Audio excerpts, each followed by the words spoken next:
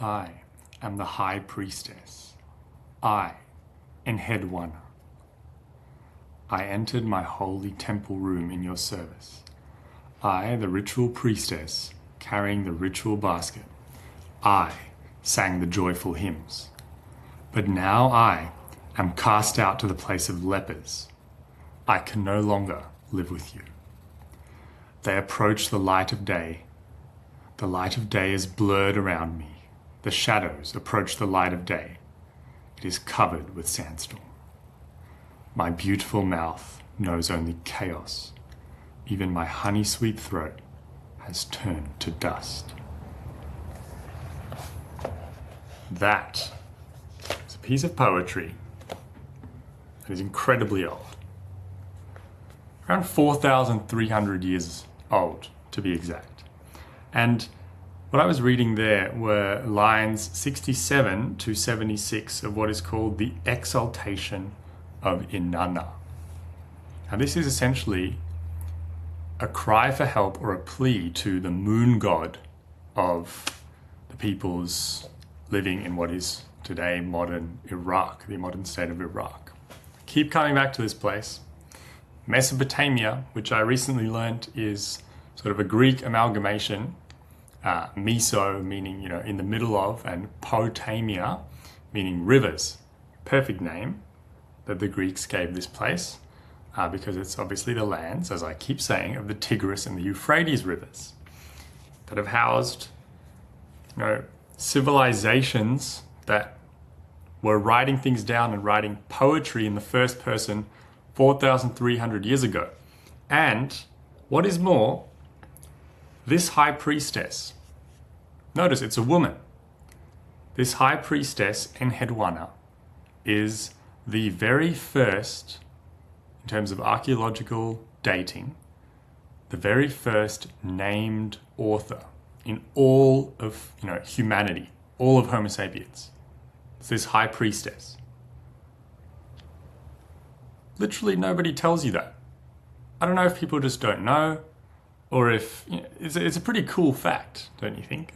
Literally the very first name that we have ascribed to a piece of writing. Remember, I said in the last episode there was writing from over 5,000 years ago in this part of the world. Here and in Egypt were the earliest that we know of anyway, the earliest sort of birthplaces of writing.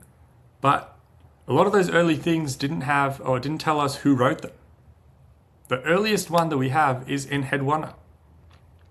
Now obviously she wasn't the first person ever to do this.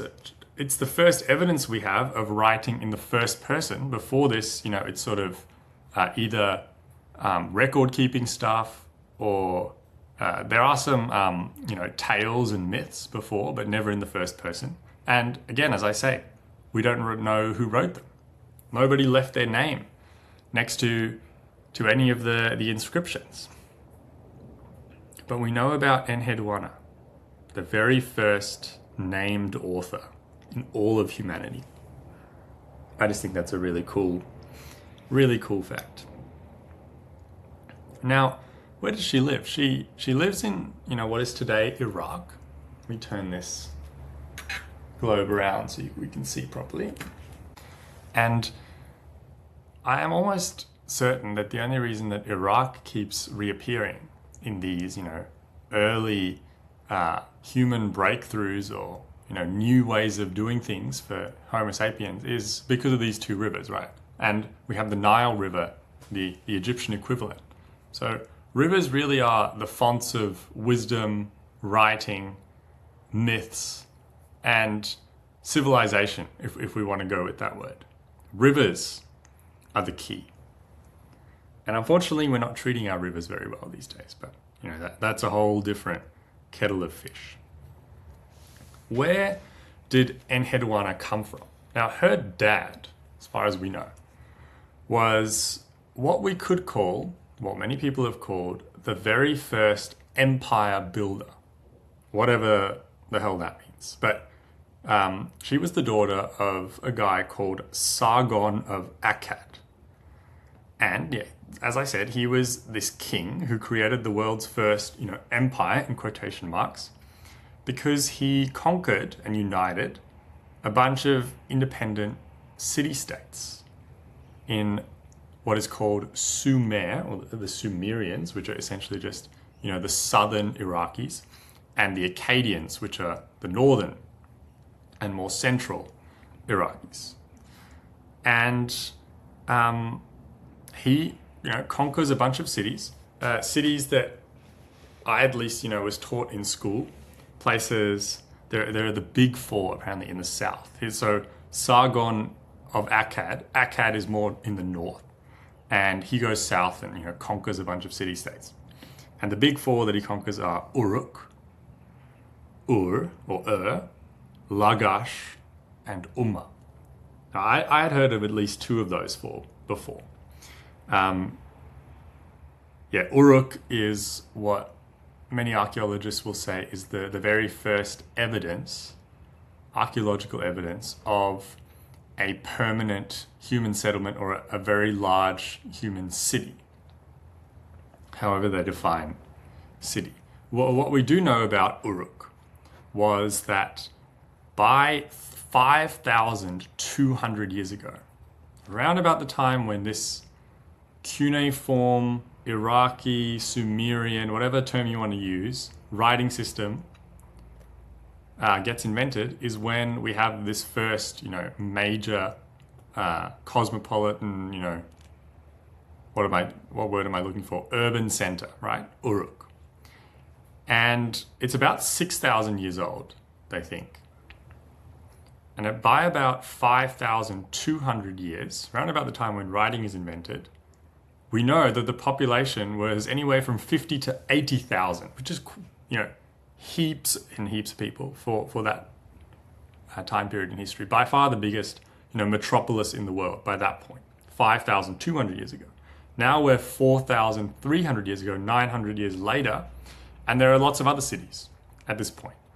And Enheduanna, this famous high priestess, the first named author in all of humanity, her father has conquered and united a bunch of these Iraqi cities.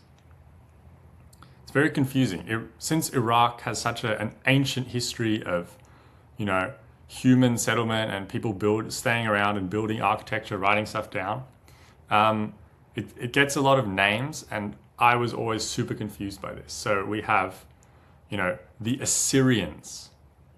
Who the hell are they? The Assyrians are more in northern Iraq, okay? If you go and look on a map, Mosul, which is, popular for, famous for all the wrong things, and, the Iraq war and things like that.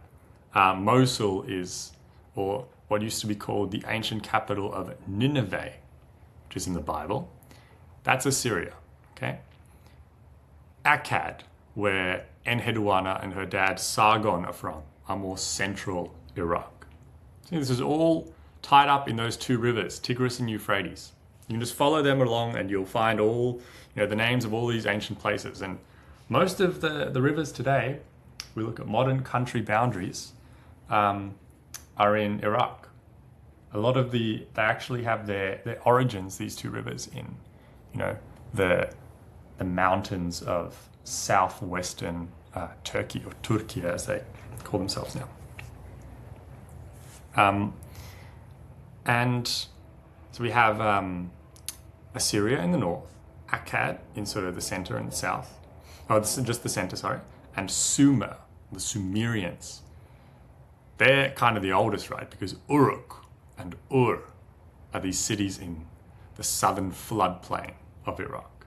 Kind of like the Egyptian civilization was built around the Nile and its floodplain. And, all along the Nile we find the Egyptian civilization, the architecture that they left behind. The same thing goes for the Tigris and the Euphrates. We just don't have one name, Egyptian, that we assign to them. It's a bunch of different ones. But it is pretty much an unbroken lineage.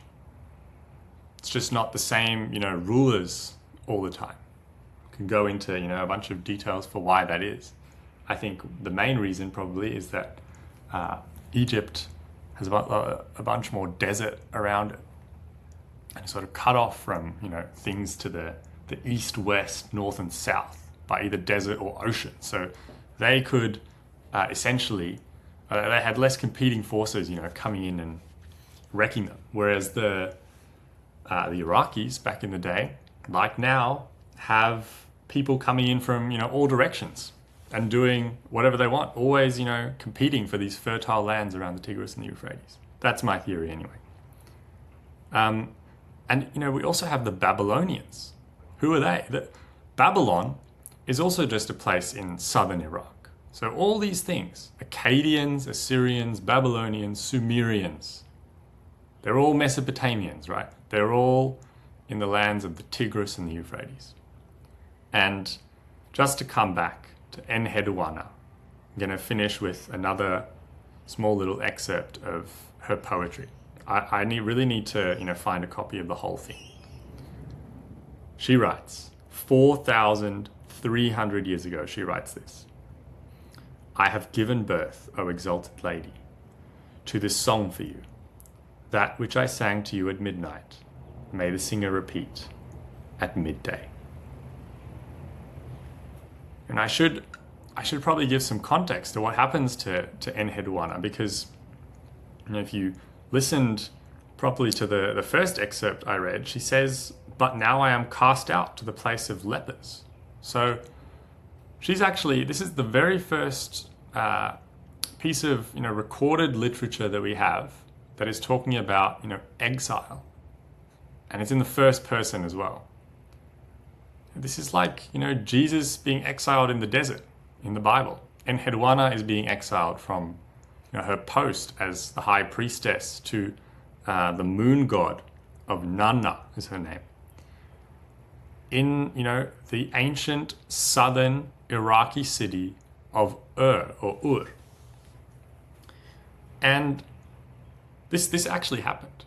We have other evidence to back this up. There was an invading force. I don't know if her dad, Sargon, is still alive at this point, but anyway, his empire seems to be breaking up because there's an invading force who captures the city of Ur, where Enheduanna is, writing her story. She gets cast out into the nearby countryside, and this is where, at least the idea, I don't know exactly when she wrote this down, but this is where, all these ideas come from. She essentially beseeches Nanna. I think Nanna and Inanna are the same thing. The moon god, and says, why have you cast me out? You know that, I am your faithful worshipper. Reinstall me as your high priestess. And we know that really happens. Whoever these invaders were, I can't remember their name now, they get overthrown again, and Enheduanna gets reinstalled as the high priestess. And yeah, it's a really cool, really cool piece of writing. I haven't gone down the rabbit hole of looking exactly at what myths and things were written even before Enheduanna does this, first person poetry. She also writes, I think 42 or 43 hymns, all, I think praising her father and the empire and the pantheon of gods that they worship. So, she's not just doing this for fun. I'm sure she, has some fun writing this stuff, but it's very astute sort of political propaganda as well. Yeah, but really fascinating character, Enheduanna. And I just love that, it's written in the first person. We almost certainly know she herself wrote this, and she's, writing down her own experience, whatever, laced with whatever propaganda or ulterior motives, there are. That almost makes it, more fascinating to sort of figure out what's written between the lines. I just think we should all know about Enheduanna, the world's first author that we know of, anyway. Was there anything else I wanted to mention? Oh yeah, in the next episode, I think, I want to keep this one just focused on Enheduanna. We'll go to another piece of ancient literature called the Epic of Gilgamesh. So, if that sounds interesting to you, definitely stick around I'll probably release the next one in the next couple of days or so. And, you know, stay curious. Especially stay curious about these ancient Iraqis. They really know, or they were onto something, right? And I'll see you in the next one. Thank you.